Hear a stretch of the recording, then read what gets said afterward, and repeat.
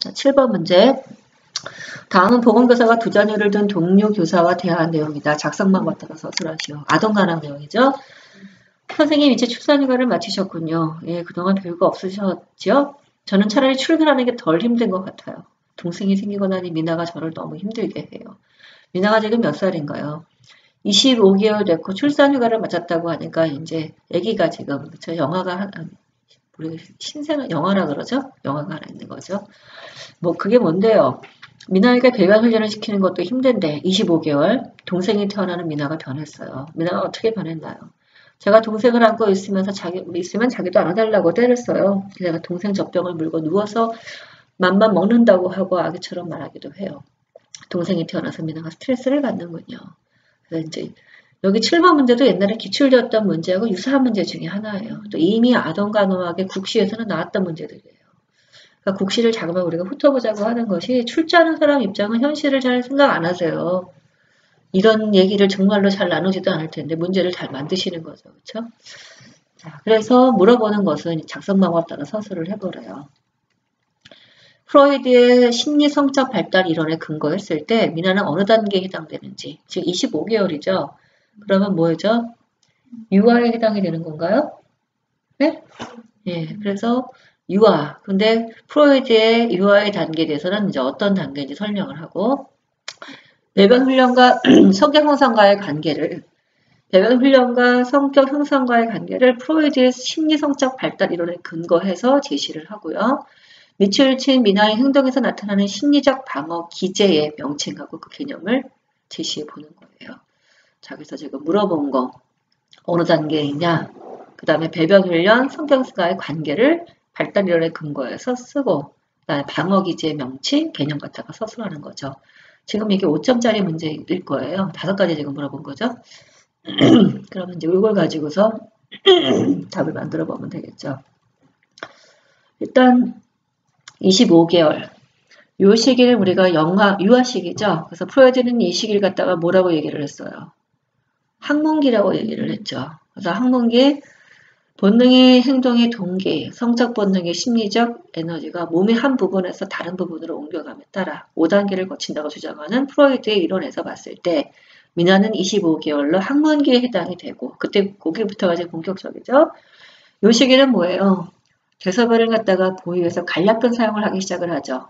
신경계 수초 발달이 되기 시작을 하면서 간략근을 갖다가 쪼였다가 푸는 것이 이제 가능해지는 시기예요. 그래서 풀었다가 이거를 놓으면서 어떻게 해요? 쾌감을 느끼는 거죠. 그래서 성적 리비도가 어디로 옮겨갔냐면 학문으로 지금 옮겨간 학문기. 첫 번째는 뭐죠? 구강기, 학문기 이렇게 지금 진행이 되잖아요. 그래서 간략근을 훈련해서 대변을 보유했다가 배설할 때 쾌감을 느끼는 학문기에 해당이 된다. 자, 그 다음에 성적 대변 습관하고 그 다음에는 뭐 성격 형성과의 관계를 이 사람이 이론에 근거해서 설명을 하래요. 이거 옛날에 기출되었던 객관식 문제가 있어요. 강박적 성격의 형성 시기가 언제이냐? 학문기 나왔던 문제예요. 성적 충동은 자기 힘으로 대소변을 갖다가 대변 버린 것을 배웠을 때 충족되기 시작을 하죠. 그러니까 배변 훈련을 너무 엄하고 가혹하게 받게 되잖아요. 그러면 이제 일상생활에 뭐가 생겨요? 강박적 성격이 생기기 시작을 한다는 거예요. 그래서 또 너무 소심하거나 또 너무 비판적이 될 수도 있죠. 배변 훈련 성공을 위해서 지나치게 주의를 기울이거나 염려를 하게 되면 어른이 되었을 때 물건을 감추거나 사람과 애정을 표현하기 위해서 물체를 이용하는 이런 성격이 이상한 면들이 생기기 시작을 한대요. 강박적 성격이 생긴다는 것이 가장 아마 주안점이 됐을 거고요. 나머지는 교과서에 있는 요 시기와 관련된 내용에서 기본 내용을 발췌했어요. 그래서 대변 보기 훈련, 이 시기에 중요한 것이 뭐예요? 대소변 훈련을 시키는 거잖아요. 유아기에. 대소변 훈련, 시험 문제, 국시에 엄청나 많이 나오는 파트 중에 하나예요. 그래서 이 시기에 강박적으로 시키지 말라고 얘기를 하죠. 그쵸? 그래서 영아가 이제 끝나는 시기가 12개월이니까 1살이잖아요. 1살부터 이제 보통 시키기 시작을 하는데 기본으로 준비가 돼야 되는 것들이 있죠. 그것도 국시에 기출되었던 문제. 뭘 준비를 해놔야 돼요? 엄마가 이걸 강박적으로 시키지 않고 뭔가 아이가 준비가 되고 얘를 갖다가 그쵸 쉽게 하게 만들어 주려고 하면은 몇 가지 갖다가 확인을 해놔야 되죠. 첫 번째가 학문 간략근을 갖다가 조절할 힘이 생겨 있는지. 그거 보통 12 내지 15개월, 18개월 정도에 보통 생긴다고 얘기를 해요. 두 번째는 응가, 시, 이걸 말로 표현할 수 있어야 돼요. 세 번째는 우리 보면 애들 왜 이거 파인 모터 발달, 뭐 그로스 모터 발달 있잖아요.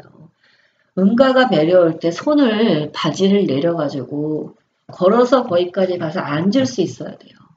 그 발달이 돼야지만 준비가 됐다고 보는 거죠. 그리고 또 거기에서 기쁨, 슬픔, 부끄러움 이런 감정도 좀 어때요? 표현할 수 있는 나이가 됐을 때 우리가 보통 준비가 됐다고 생각을 해요. 부모의 준비도 중요한 거죠. 그런 아기의 발달 단계를 이해하고 어떻게 대소변 훈련을 가리는 것이 좋은 방법인지, 그리고 어느 시기에 뭘 가리는 게 중요한지, 할 수 있는 건지, 그거를 알아야지 다 준비가 된 거예요. 그래서 부모의 준비, 아이의 준비, 기출이었던 국시 문제예요. 언어로 표현할 수 있음, 간략권을 조절함, 이런 것들 다 나왔던 문제들이에요. 그러니까 이렇게 문제가 나오면 이제 또 역으로 그 문제까지 한번 더 들어가서 생각을 해볼 필요가 있는 거죠. 그래서 강박적으로 이렇게 가혹하게 하게 되면 일상생활하고 일정의 강박관념을 갖게 돼. 그래서 그것이 키포인트였을 것 같고요. 나머지 배변 훈련 성공을 위해 지나치게 이렇게 주의를 기울이고 염려하게 되면요. 물건을 감추거나 사랑과 애정을 표현하기 위해서 물질을 이용하는 경우들이 생긴대요. 그래서 좋은 배변 습관, 배소변을 다리는 습관을 갖다가 갖기 위해서 아이가 쉬하고 얘기하고 응가하고 얘기했을 때 변기에 앉힐 거. 자꾸만 가서 넣니? 다그치고 물어보지 말 거. 그죠? 걔는 그리고 또 대소변을 보고 나면 되게 즐거워하죠. 지금 성적 리비도가 항문에 가 있는 거잖아요. 쾌감을 애들이 느끼고 좋아하는데 엄마는 어떻게 해요? 가지고 손을 막 닦도록 하죠. 그래서 아이들은 뭐가 생겨요? 나는 왜 이걸 좋아하는데 엄마는 지지라고 얘기를 하고 이걸 손을 닦게 하지? 그래서 뭐가 생겨요? 감정적으로. 반동 형성이 생기죠. 그리고 그거를 부정하고 취소하고 또 손 닦기를 해요. 그래서 뭐가 생겨요? 손 닦는 거. 그래서 왜 우리가 보통 얘기하는 강박적 성격이 이제 된다라는 것이 이렇게 배변 훈련기하고 관련되는 중요한 사항들이죠. 기출됐던 문제에서 같이 잡았어요. 항문기하고 그 다음에는 배변 습관 관련된 거. 자, 미나가 동생이 태어났더니 이제 자기가 어떻게 해요? 아기처럼 구는 거죠. 이것도 국시기출됐던 지문들이에요. 그래도 나왔던 문제이기도 하죠. 그래서 퇴행이라고 얘기를 하죠. 우리가 보통 정신과에서 배운 대표적인 방어기전. 스트레스가 있을 때 발생을 하고요. 이전의 발달 단계에 안전하고 친근감 있는 과거를 되돌아가고자 그 시기에 하는 것을 퇴행이라고 하는 것을 볼 수 있다. 자, 그래서 퇴행에 대한 용어 같은 걸 쓰고 설명하면 되겠죠. 자, 기출되었던 문제고요. 이 퇴행 같은 경우는 아동간학 책에도 나오고 정신과 책에도 나와요. 국시도 나왔던 문제예요. 그래서 아이들의 그러니까 발달 이론이죠. 우리가 포괄적으로 공부하는 거는 어디냐면은 우리가 아이들의 발달에서 배우는 거예요. 발달 이론들. 누구 거? 지금 프로이드 공부를 당연히 해야 되겠죠. 나왔으니까. 2016년도에 나왔고 17년도에 안 나왔으니까 이거는 또 나올 수 있어요. 정말 많이 나오는 파트 중에 하나예요. 또 뭘 공부를 해야 돼요? 에릭슨, 또 피아제 도덕 발달, 그것도 잘 나와요. 또 콜버그의 도덕 발달, 팔로의 영적 발달까지. 그래서 다 공부를 해놔야 돼요. 다 나왔던 것들이어서. 그죠? 그리고 시험 문제가 항상 지문에서는 어떻게 하냐면 예시를 들어줘요. 그럴 때 얘는 어떤 이론에 근거해서 어떤 단계에 뭐를 보이고 있는 건지. 그러니까 상세한 내용까지를 다 알아야 돼요. 그 피아제 인지 발달에서 보면 발달 단계에서 어떤 걸 보이는지 있잖아요. 뭐 신이 내가 다 혼날까봐 말을 들어요. 이런 거에서 이제 도덕 발달, 콜버 도덕 발달 이런 것도 나온 적이 있었고요. 그래서 이제 그리고 감춰온 것을 찾는다. 인지 발달에서 그런 것들이 있죠. 국시에 나왔던 문제들이 상당히 많아요. 예시를 보는데 여러분이 보면 지금 아동간호학에 인지 발달은 표가 있어요. 그리고 거기에 예시가 들어가 있어요. 그래서 예시 같은 것도 그걸 보면서 이렇게 예시가 나올 때 답은 요거를 쓰는 거구나. 도표로 있는 것들은 선생님들이 출제하기 좋아하세요. 그러니까 그런 예시를 갖다 보시면서 공부하면 될 것 같아요. 자, 7번은 전체 발달 이론을 다 공부할 거. 그렇죠? 그렇게 해서 그걸 넘어가도록 합니다. 8번 문제.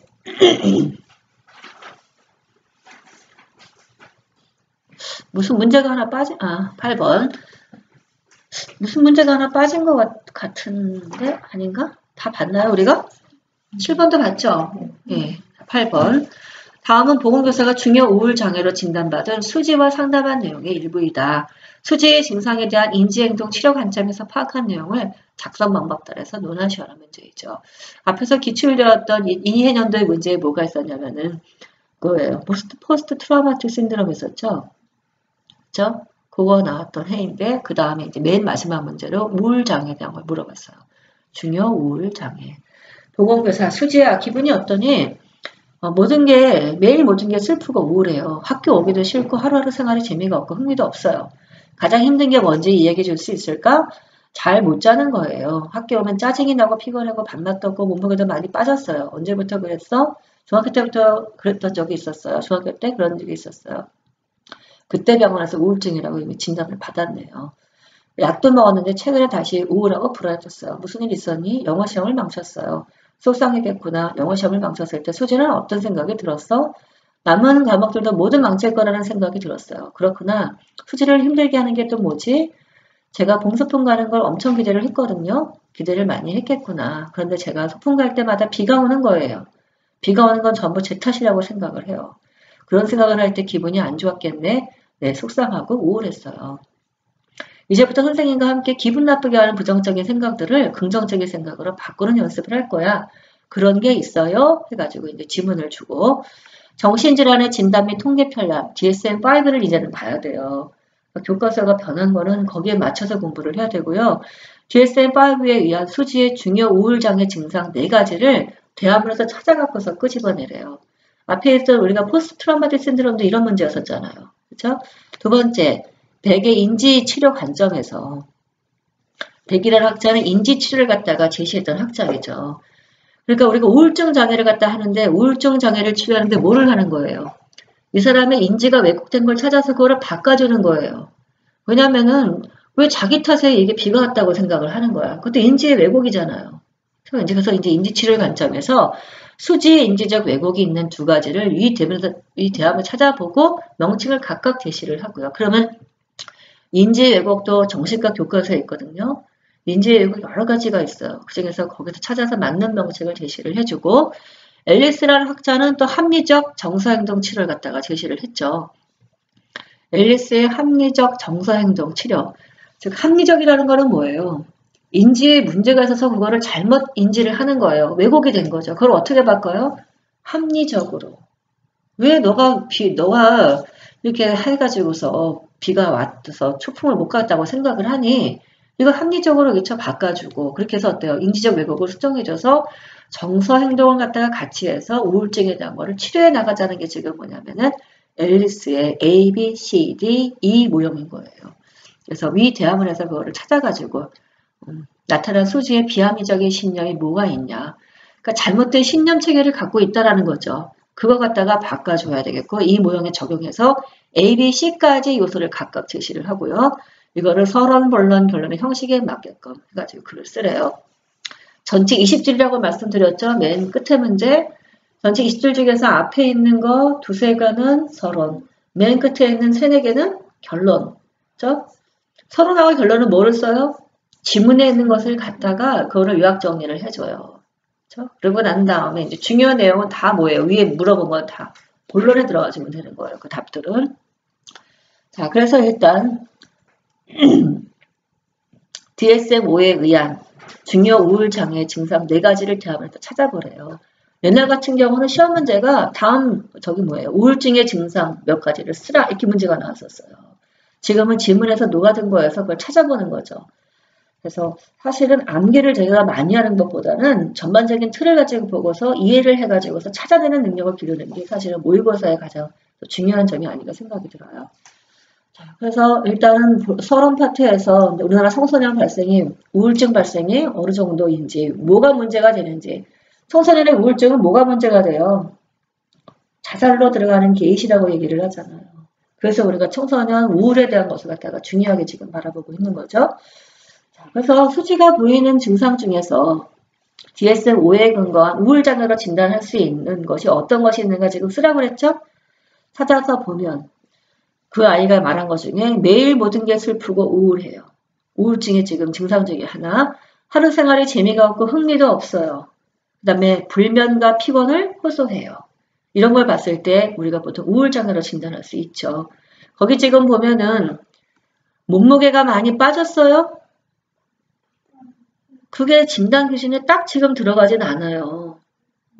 그리고 이게 막연하잖아요. 몇 킬로까지 줄었는지. 그냥 좀 줄은 건데 근거로 보기에는 그렇게 높은 데이터가 되지는 못한다는 거예요.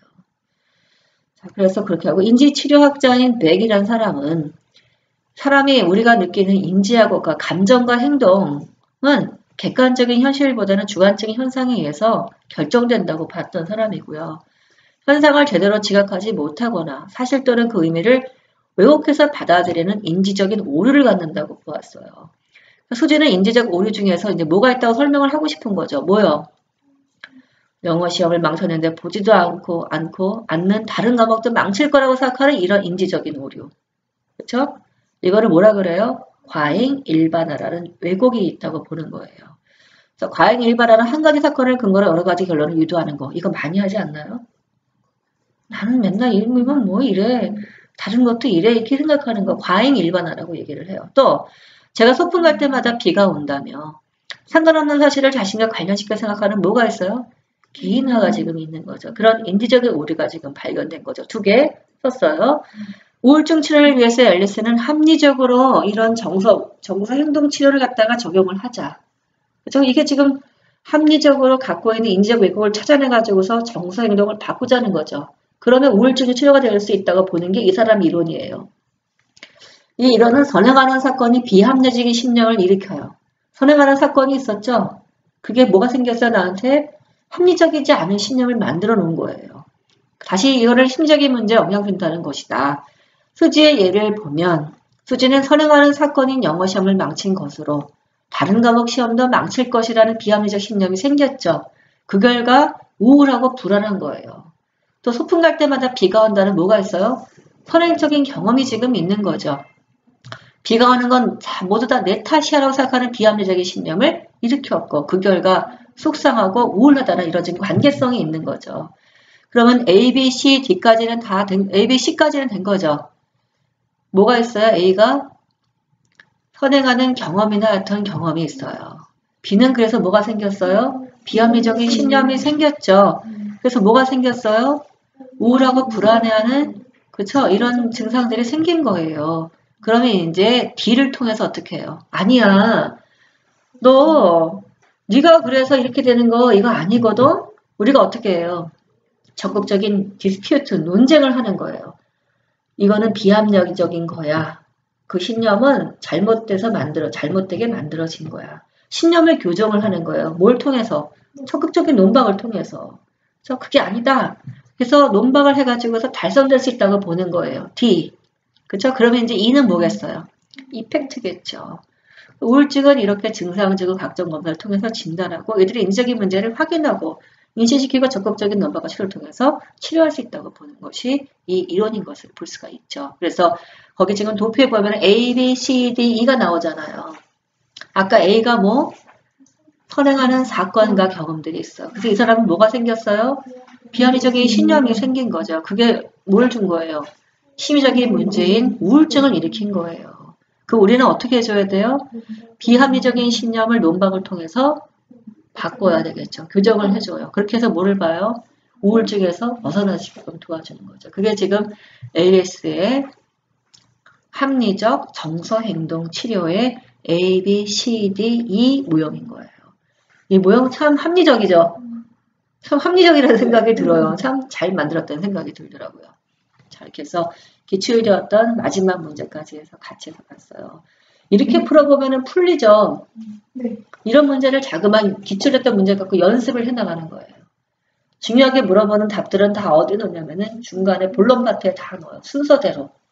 물어보는 순서대로 해서 넣어주시고 마지막에 서론, 본론, 결론. 아마 형식을 갖추는 것이 1점 내지는 1.5, 2점 정도를 줄 거라는 생각이 들어요. 근데 여기 진단 기준 자체가 자체 안에 12호법을 하지 않는 사이에 체중 감량이나 체중 증가가 우울증 진단에 있는데 여기에 몸무게가 많이 빠져 있다고 지금 했지만 막연하지. 기간이 있지 않아요? 이게 보통 진단 들어갈 때 1개월에 5% 이상 맞아요. 기준이 있어야지. 그럼 질문 이게 근데 여기는 지금 슬프고 우울해요가 하나고 그다음에 재미도 없고 흥미도 없어요가 두 번째고 잠을 못 잔다 불면이 세 번째 네 번째는 학교는 피곤하고 짜증나고 피곤하다는 거는 진단 기준이 없거든요. 이게 선생님 나눠질 거예요. 지금 진단 기준에 보면은 매일 모든 게 슬프고 우울해요. 하루 생활에 재미가 없어요. 흥미도 없어요. 불면이 있어요. 피곤을 호소해요. 만성적인 예, 피곤이 있어요. 피곤은 근데 몸무게가 주는 거는 기준도 없고 얘가 몸무게가 몇 킬로 했는데 몇으로 줄었다는 기준이 없어요. 그러니까 그게 되게 막연한 데이터인 거예요. 우리가 그러면 다 몸무게가 줄면 그러면은 그거를 우울이라고 볼 수 있을까? 이렇게 역으로 이제 생각을 해봐야 되는 거죠. 차라리 지문에서 제가 몇 개월 전에는 몇 킬로 했는데 지금은 몇 킬로로 줄었어요. 그러면 진단 근거로 잡아올 수 있겠지. 5% 감량, 몇 프로 감량해서. 근데 그냥 막연하게 몸무게가 많이 빠졌어요라고 하니까 데이터를 갖다가 보기에는 약간 불확실한 데이터라는 생각이 드는데 나머지 용어들은 다 진단 기준에 있는 용어들이에요.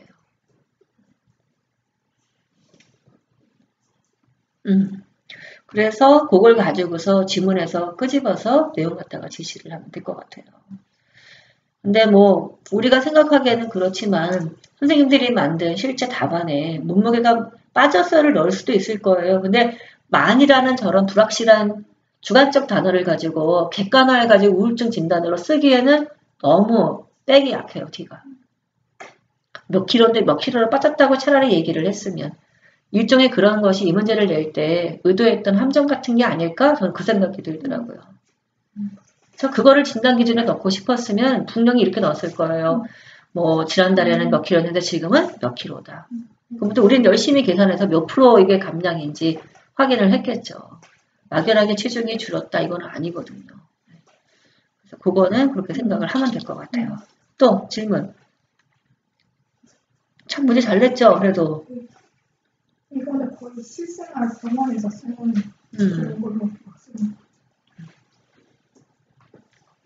근데 생각해보면 우울증이 생기는 사람들의 이 성향 중에는 정말 그전에 있던 경험이 뇌에 이거를 만들죠. 그렇죠? 비합리적인 신념을 만들어요. 결국은 이 신념이 우리의 어떤 뭐예요? 감정에 영향을 주잖아요. 그거를 알고 조정을 할 수 있을 때 실제로 우울증도 조절이 되겠구나 생각이 들더라고요. 그래서 요거까지 같이 해서 봤어요. 네.